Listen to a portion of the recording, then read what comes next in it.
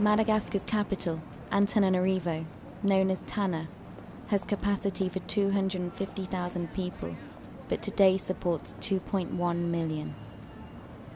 There are an estimated 194 inhabitants per hectare in the urban commune, increasing at the rate of around 5.9% per year.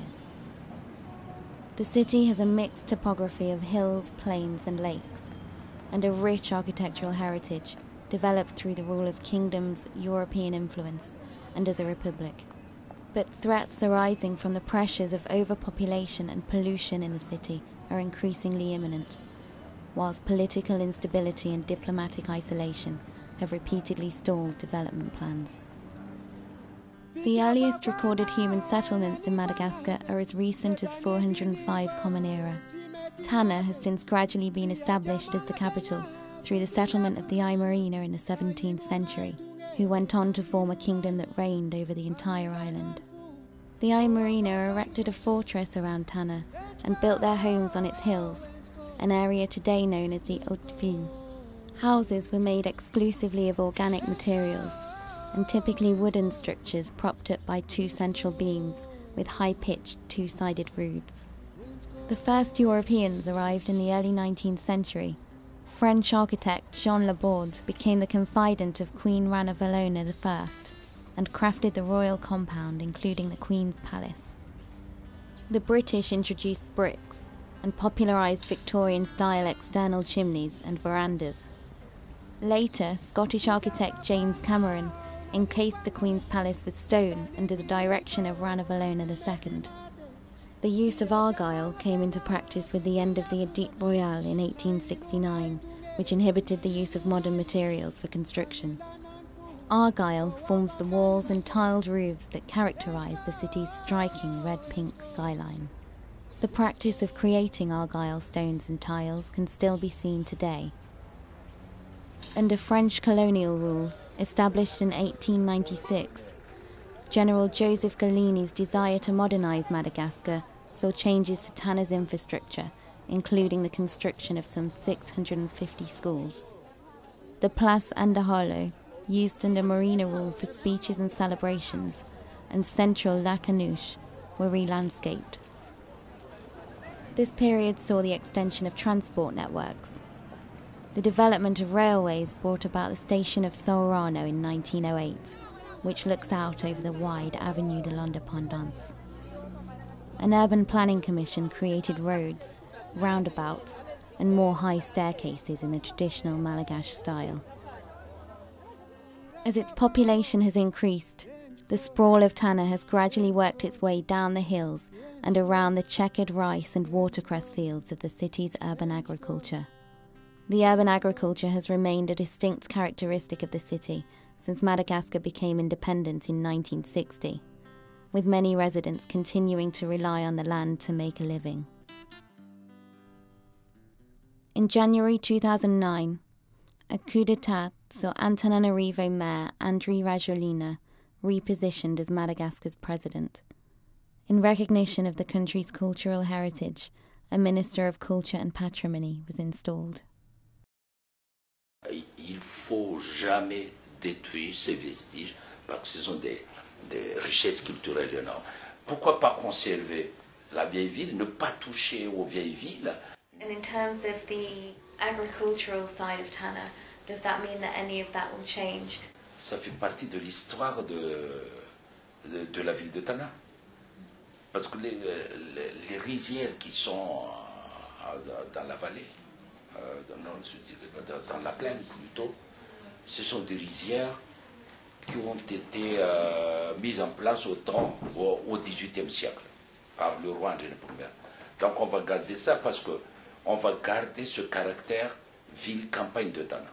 Donc c'est cette idée-là qu'on essaie de véhiculer, de véhiculer au niveau des décideurs politiques et économiques pour qu'ils puissent comprendre que ces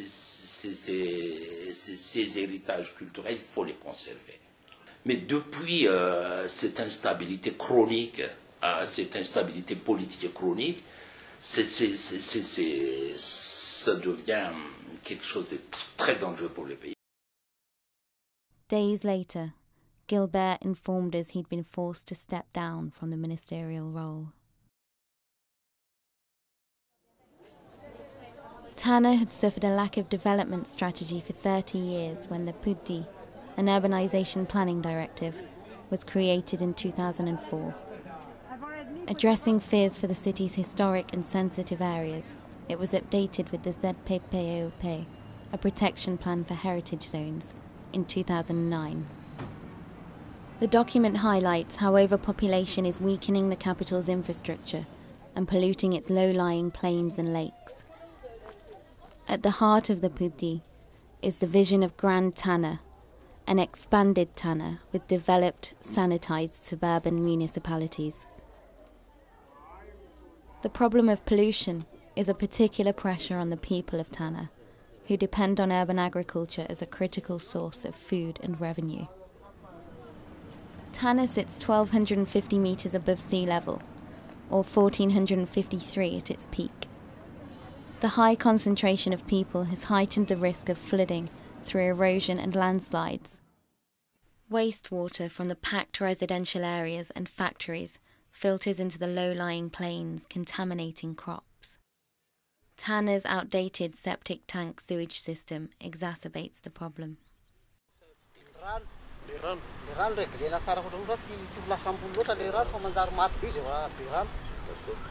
So they need to stabilize the level of water, because if there is too much water, then it might kill the crossing. So it's a drainage problem.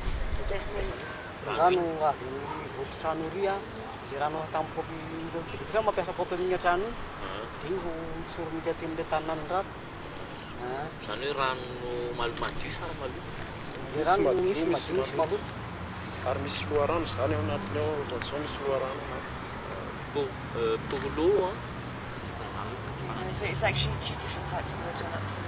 So used water and source water, and it all comes from the same, it goes to the same canal here.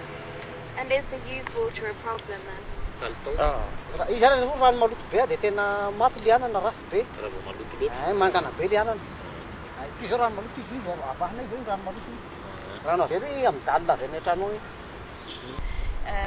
They are saying that the used water is not of good quality water to be used because it kind of the crest becomes blue.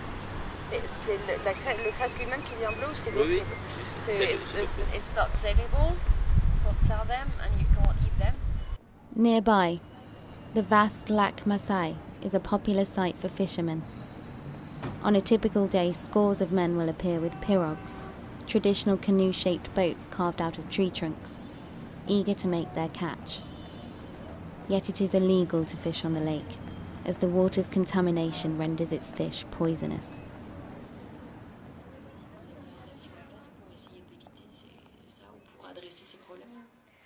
Le lac Masai, ce lac, il est tout à fait pollué et les poissons qui sont à l'intérieur sont de véritables poisons pour la population.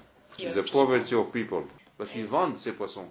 Ils les mettent dans de l'eau propre, ils les lavent et ils les vendent. Tana est une des villes les plus polluées du monde. L'urgence, c'est de développer les communes, ces communes, les 30 communes environnantes. Presently, Madagascar's political turmoil rolls on. Planned elections are in doubt. The constitutional referendum due to take place in August this year is on hold indefinitely. With this backdrop, plans for a Grand Tana remain in infancy.